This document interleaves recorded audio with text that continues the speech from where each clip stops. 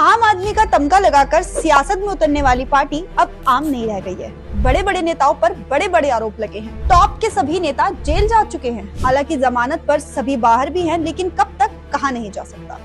बात आम आदमी पार्टी की, जिसकी दिल्ली में ऐसी दस्तक हुई कि कांग्रेस का वजूद भी देश की राजधानी से लगभग खत्म हो गया।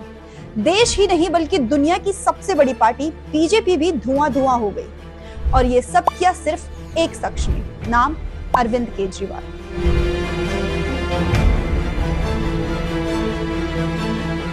अन्ना के आंदोलन से जन्मी इस पार्टी की अगुवाई अरविंद केजरीवाल कर रहे हैं। सियासत में ना आने की कसम, किसी से गठबंधन नहीं करने की सौगंध। और बच्चों की कसम है, ना बीजेपी से गठबंधन करेंगे ना कांग्रेस से गठबंधन करेंगे।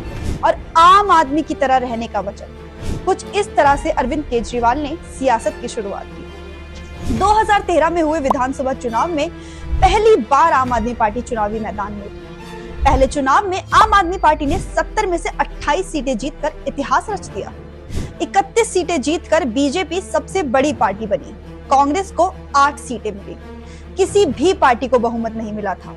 बाद में आम आदमी और कांग्रेस ने मिलकर सरकार बनाई और मुख्यमंत्री बने अरविंद केजरीवाल। पहली बार सरकार बनाने के ऐलान से ही केजरीवाल सवालों में आने लगे। दरअसल केजरीवाल ने किसी से गठबंधन नहीं करने का ऐलान किया था, कस्में खाई थी, लेकिन केजरीवाल ने कांग्रेस के साथ मिलकर सरकार बनाई। और अगर आप सरकार बनाने की स्थिति में नहीं हुए तो ऑपोजिशन में बैठेंगे। बिल्कुल बैठेंगे। लेकिन आप जोड़ तोड़ की सरकार में नहीं शामिल होंगे। नहीं, बिल्कुल नहीं होंगे। ये क्लियर है। ये क्लियर है। अगर हो जाए ना तो ये टीवी वाला प्रोग्राम चाहिए, टीवी वाला प्रोग्राम। और ठीक 49वें दिन इस्तीफा देकर दिल्ली की जनता से माफी भी मांगी और फिर से चुनाव में उतरने की तैयारी हुई। इसके बाद 2015 में विधानसभा चुनाव में आम आदमी पार्टी के झाड़ू ने ऐसी सफाई की कि कांग्रेस का सुपड़ा ही साफ हो गया। बड़े बड़े दावे करने वाली बीजेपी महज 3 सीट पे आई। इस कामयाबी के बाद आम आदमी पार्टी का ग्राफ बढ़ता ही गया और विवाद भी लगातार बढ़ते गए। कई नेता पार्टी छोड़ते गए, लेकिन केजरीवाल का जलवा कम नहीं हुआ। 2020 में भी आम आदमी पार्टी ने 70 में से 62 सीटों पर जीत हासिल की थी। बीजेपी फिर से सिंगल डिजिट में रही, सिर्फ 8 सीटें ही मिली। और कांग्रेस का हाल जस का तस, मतलब खाता भी नहीं खुला।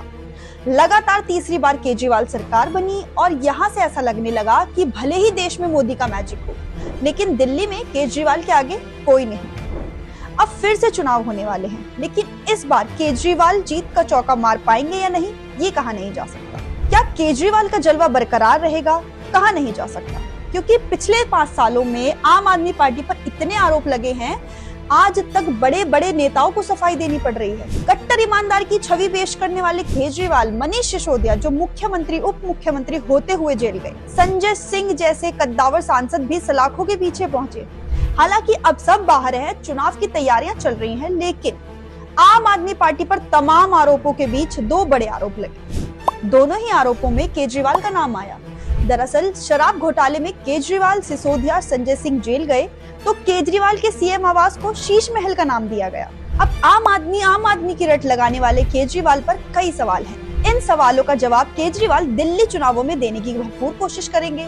तो बीजेपी को भी पता है कि इस बार उसके पास सत्ता पलटने का शानदार मौका है। अब सत्ता पलटेगी या फिर पलटू राम फिर से माफ किए जाएंगे। अरविंद केजरीवाल सारा गेम ही पलट देंगे। सबका जवाब दिल्ली विधानसभा चुनाव है।